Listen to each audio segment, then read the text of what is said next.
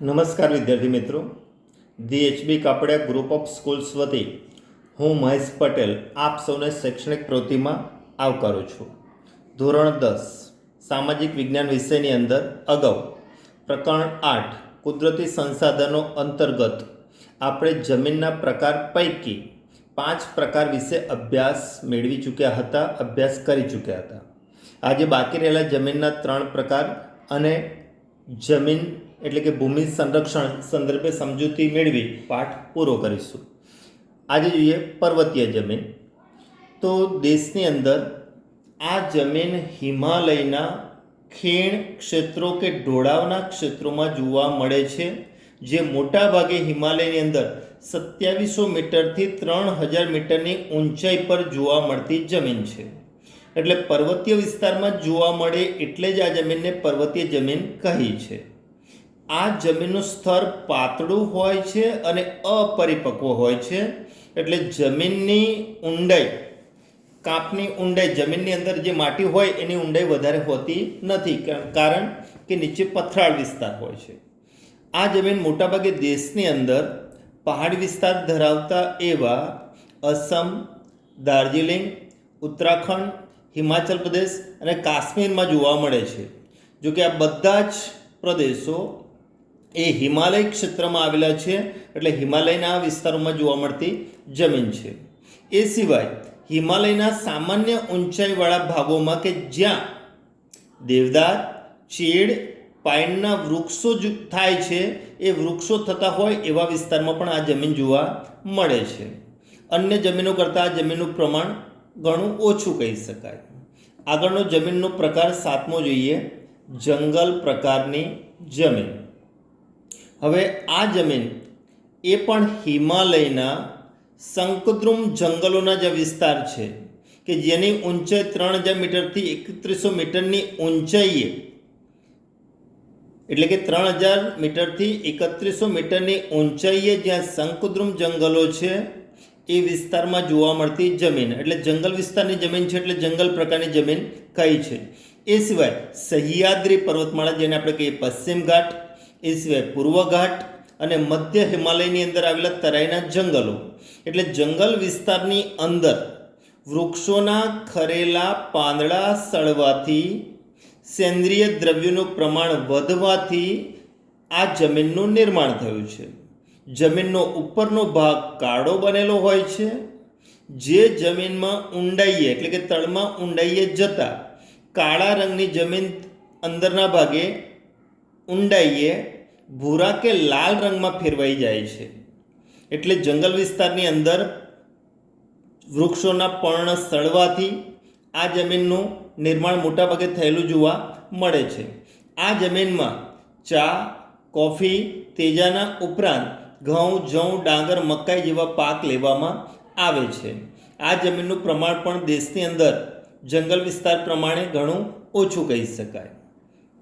છેલ્લો પ્રકાર દલદલ અથવા પીટ પ્રકારની જમીન. આ જમીન વિસ્તારોનું પ્રમાણ પણ ભારતમાં અત્યંત મર્યાદિત છે. આ જમીન ભેજવાળા વિસ્તારમાં એટલે કે વધુ વરસાદવાળા વિસ્તારમાં જૈવિક પદાર્થોના સંચયથી વિકાસ પામેલી જમીન છે. જૈવિક પદાર્થો એટલે વનસ્પતિજ, પ્રાણીજ પદાર્થો. વર્ષા ઋતુ દરમિયાન આ જમીન પાણીમાં મોટાભાગે ડૂબેલી રહે છે, પણ પાણી ઓસરી જતાં કે ઓછું થતાં આ જમીનની અંદર ડાંગરની ખેતી કરવામાં આવે છે. જેમ કે પશ્ચિમ બંગાળની અંદર ડાંગરનો પાક વર્ષમાં 1 થી વધુ વખત લેવામાં આવે છે આ દલદલી અને પીટ પ્રકારની જમીનમાં. આ જમીનમાં જૈવિક પદાર્થોને ક્ષારોની બહુલતા એટલે કે વધુ પ્રમાણ છે, જ્યારે ફોસ્ફેટ અને પોટાશનું પ્રમાણ ઓછું એટલે કે અલ્પ જોવા મળે છે. કયું પ્રમાણ વધારે? જૈવિક પદાર્થો અને ક્ષારોનું પ્રમાણ વધુ, જ્યારે ફોસ્ફેટ અને પોટાશની માત્રા પ્રમાણમાં ઓછી. આ જમીન ઓડિશા, પશ્ચિમ બંગાળ, તમિલનાડુના કિનારાના ભાગો કે જ્યાં વરસાદ વધુ પડે છે ત્યાં જોવા મળે આ જમીન. એ રીતે ઉત્તર બિહારનો મધ્ય ભાગ, ઉત્તરાખંડમાં અલ્મોડા જિલ્લામાં દલદલ કે પીટ પ્રકારની જમીન આપણને જોવા મળે છે. અને આ જમીન ક્ષેત્ર અત્યંત મર્યાદિત છે એવું કહી શકાય. વિદ્યાર્થી મિત્રો, આ જમીનના પ્રકાર પૈકી કોઈ એક જમીનનો પ્રકાર બોર્ડની અંદર નકશા પૂર્તિમાં પૂછી શકાય. પ્રશ્ન કઈ રીતે બોર્ડમાં પૂછે નકશા પૂર્તિમાં? જેમ કે જંગલ પ્રકારની જમીનનો કોઈ એક પ્રદેશ દર્શાવો. તો તમારે પુસ્તકમાં આપેલા નકશા પ્રમાણે જેટલા વિસ્તારો આપે છે પૈકી તમારે કોઈ એક પ્રદેશ દર્શાવવાનો રહેશે. અહીંયા આપેલા છે મુખ્ય 6 પ્રકાર, એ તમારે ધ્યાનમાં રાખીને તૈયારી કરવાની. જેમ કે પર્વતીય જમીનનો પ્રદેશ દર્શાવો, તો આટલો વિસ્તાર તમારે પર્વતીય પ્રદેશની જમીન તરીકે દર્શાવવાનો રહે. બાકીના વિસ્તારો ન દર્શાવો તો ચાલે, કોઈ એક પ્રદેશ કયો છે દર્શાવવાનો.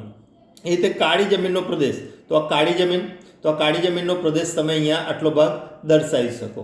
ઉત્તરનો મેદાની પ્રદેશ, તો ઉત્તરનો મેદાની પ્રદેશ અહીંયા આ રીતે દર્શાવી શકો. જે અગાઉ મેં નકશા PDF ફાઇલ દ્વારા સેન્ડ કર્યા છે, એમાં જે નકશાઓ આપ્યા એ નકશાઓ પણ વારંવાર પ્રેક્ટિસ કરીને તૈયાર કરશો ત્યારે તમને યાદ રહેશે અને નકશાના પૂરા 4 માર્ક્સ મેળવી શકશો. એટલે નકશા પૂર્તિના પૂરેપૂરા માર્ક્સ મળી શકે એ પ્રકારે તમારે તૈયારી કરવી જોઈએ, કારણ કે રોકડિયા માર્ક્સ કહી શકીએ આપણે. એ પછી હવે આગળ જોઈએ જમીન ધોવાણ. જમીન ધોવાણ કોને કહીએ છીએ? એ પહેલો 1 ગુણનો પ્રશ્ન છે. જમીન ધોવાણ એટલે શું? તો મોટાભાગે જમીનની ઉપરની સપાટીના જે કણો છે, તો જમીનના કણોનું હવા અને પાણી દ્વારા, એટલે કે ગતિશીલ હવા અને પાણી દ્વારા જમીનના કણોનું એક સ્થળેથી બીજા સ્થળે દૂર સુધી ખસી જવું, એટલે કે એને સ્થળાંતરિત થવું કે સ્થળાંતરિત જવું, તેને જમીન ધોવાણ કહે છે. એટલે માટીના કણો, હવા હોય એ હવા માટીના કણોને ઉડાડીને લઈ જાય, જ્યારે પાણી છે એ માટીના કણોને એક જગ્યાએથી બીજી જગ્યાએ ઘસડીને લઈ જાય. એટલે આ રીતે ગતિશીલ હવા હોય અને વહેતું પાણી હોય એ જમીનના ધોવાણ માટે જવાબદાર બને છે. અને આ રીતે જમીન ધોવાણ થાય એ મોટાભાગે વરસાદની ઋતુ દરમિયાન જમીન ધોવાણની પરિસ્થિતિ ખૂબ ગંભીર બનતી હોય છે. અને જમીન ધોવાણ થાય એટલે જમીનના ઉપરના ભાગમાં રહેલા પોષક તત્વો પણ નષ્ટ થાય, એટલે ખેડૂતોને ખેત ઉત્પાદન કરવામાં અવરોધ ઊભો થાય અને ખેત ઉત્પાદન ઘટે છે. તેથી જમીનનું ધોવાણ અટકાવવું એ અત્યંત આવશ્યક કહી શકાય. તો આ પ્રકારે જમીન ધોવાણ અટકાવવા આપણે કયા ઉપાયો પ્રયોજી શકીએ કે કયા ઉપાયો હાથ ધરી શકીએ તો જમીન ધોવાણ અટકી શકે અને ખેત ઉત્પાદન વધારે સારું મેળવી શકીએ? તો અહીંયા 2 ગુણનો પ્રશ્ન છે, જમીન ધોવાણ અટકાવવાના ઉપાયો. મોસ્ટ ઇમ્પોર્ટન્ટ પ્રશ્ન. તો એ 5 ઉપાયો છે કુલ. તમે જુઓ કે અલગ અલગ વિસ્તારોમાં જે ચરાણ પ્રવૃત્તિ છે એ નિયંત્રિત ચરાણ પ્રવૃત્તિ કરવી જોઈએ. એટલે કે પશુપાલકો પ્રાણીઓને ચરાણ કરાવતા હોય એને કારણે જે ચોમાસાની ઋતુમાં છોડવાઓ જે ભવિષ્યમાં મોટા વૃક્ષ બનવાના હોય એ પણ નષ્ટ થતા હોય છે. એટલે જંગલોનું પ્રમાણ ઘટવાથી જમીનનું ધોવાણ વધી શકે. બીજું, સમોચ્ચ રેખીય પગથિયા તરાની ખેતી કરવી. એટલે કે જમીન જે ઢાળવાળી હોય તો એ ઢાળવાળી જમીનની અંદર સમોચ્ચ રેખીય પગથિયા બનાવવાના અને પગથિયા તરાની ખેતી કરવાથી પણ જમીનનું ધોવાણ અટકાવી શકાય છે. બીજું, જંગલોનું પ્રમાણ વધારવું એટલે વૃક્ષોનું વાવેતર વધારવું. વહેડા પડેલા હોય એટલે કે જ્યાં પાણી વહેતું હોય, વહેડા પડેલા હોય તો ત્યાં આડબંધ બાંધવા કે જેને કારણે આગળનું ધોવાણ અટકી શકે અને જમીનનું ધોવાણ પણ અટકાવી શકાય. પાણીનો વેગ ધીમો પાડવા ઢાળવાળા ખેતરમાં ઊંડી ખેડ કરવી. કારણ કે ઊંડી ખેડ કરેલી હોય તો પાણી જમીનમાં નીચે ઉતરી જાય અને પ્રમાણમાં વહે ઓછું. એટલે આ પ્રકારે આપણે ઊંડી ખેડ કરવી જોઈએ. તો જમીન ધોવાણ અટકાવવાના 5 મહત્ત્વના ઉપાયો હાથ ધરવા જોઈએ. આ 5 ઉપાયોના ચિત્રો પણ પુસ્તકની અંદર આપેલા છે, જેનો અભ્યાસ વિગતે તમે કરશો. જેમ કે અહીંયા આપણે જોઈ લઈએ કે પહેલું, જમીનનું ધોવાણ. તો જમીનનું ધોવાણ થઈ ગયું, એને ફાટકે ચીરા પડી ગયા.